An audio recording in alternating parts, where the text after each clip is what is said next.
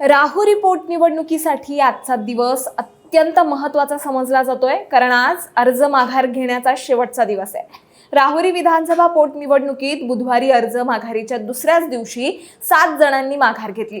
त्यामुळे आता निवडणूक रिंगणात 15 इच्छुक उमेदवार असून आज गुरुवारी माघारीनंतर निवडणुकीचं खरं चित्र स्पष्ट होणार आहे. दरम्यान राहुरीसाठी शिवसेना आणि ठाकरे यांच्या शिवसेनेचे पदाधिकारी तसेच अपक्ष रिंगणात आहेत. त्यामुळे आज कोण अर्ज मागे घेणार, त्याचबरोबर आज प्रकाश आंबेडकर हे राहुरीच्या दौऱ्यावर आहेत. त्यामुळे वंचितही माघार घेणार का, याकडे सर्वांचंच लक्ष लागलंय. याबद्दलच आपण सविस्तर जाणून घेऊयात या व्हिडिओच्या माध्यमातून. दरम्यान चॅनलवर नवे आला असाल तर इकडे खाली दिसत असलेल्या सबस्क्राईब बटनवर लगेच क्लिक करा. चला तर विषयाला लगेचच सुरुवात करूयात. राहुरी पोटनिवडणुकीतून वंचित माघार का घेऊ शकते याचे काही कारण जाणून घेऊयात. काही राजकीय विश्लेषकांच्या मते वंचित माघार घेण्याचं कारण काय असू शकतं, तर सत्ताधारी किंवा स्थानिक प्रभावी नेते अनेकदा बिनविरोध निवडणूक करण्यासाठी छोट्या पक्षांवर दबाव आणतात. त्यात वंचित सारख्या पक्षांनाही विनंती केली जाऊ शकते. म्हणजेच एखाद्या आमदाराच्या निधनानंतर त्याच्या घरातील व्यक्ती निवडणुकीला उभी असेल तर ती बिनविरोध करायची, आणि राहुरीत अगदी असंच काहीसं घडलंय. भाजपने दिवंगत शिवाजी कर्डिले यांचे पुत्र अक्षय कर्डिले यांना उमेदवारी दिली आहे. त्यामुळे महायुतीचे नेते सहानुभूतीच्या आधारावर विरोधकांना, अपक्षांना आणि छोट्या पक्षांना विनंती करतायत. त्यात वंचित सारख्या पक्षांनाही विनंती केली जाऊ शकते.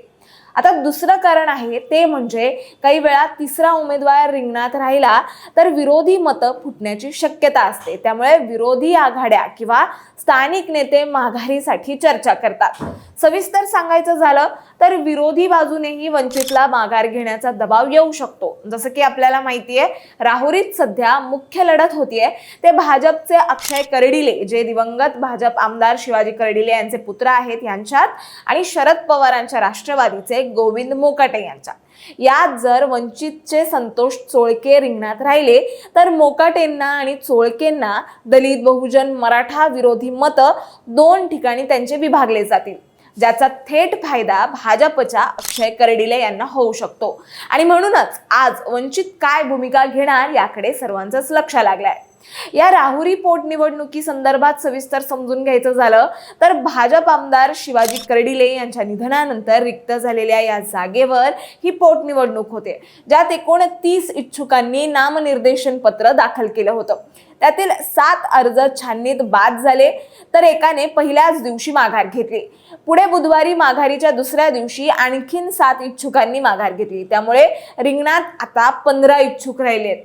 दरम्यान माजी मंत्री प्राजक्त तनपुरे यांनी या निवडणुकीतून माघार घेत उमेदवारी अर्जच दाखल केला नसला तरी राष्ट्रवादीने गोविंद मोकाटे या नवख्या चेहऱ्याला संधी दिली आहे. त्याचबरोबर वंचित बहुजन आघाडीनेही संतोष चोळके यांना उमेदवारी दिल्याने निवडणुकीत रंग भरला. याशिवाय ठाकरे सेनेचे जिल्हाध्यक्ष रावसाहेब खेवरे यांच्यासह 12 अपक्ष उमेदवार आता रिंगणात असल्याने या पोटनिवडणुकीत चुरस निर्माण होण्याची चित्र निर्माण झाले. आणि त्यातच आज अर्ज माघार घेण्याचा शेवटचा दिवस असून वंचित बहुजन आघाडीचे प्रमुख ॲडव्होकेट प्रकाश आंबेडकर आज राहुरी दौऱ्यावर आहेत. त्यामुळे वंचित बहुजन आघाडीची भूमिका पुढे काय असणार आहे, खरंच वंचित या पोटनिवडणुकीतून माघार घेणार का, याकडे सर्वांचंच लक्ष लागलंय. तुम्हाला याबद्दल काय वाटतं हे आम्हाला कमेंटमध्ये नक्की सांगा. आणि अशाच माहितीपूर्वक व्हिडिओ बघण्यासाठी लगेचच सबस्क्राईब करा प्राईम टाइम महाराष्ट्रला.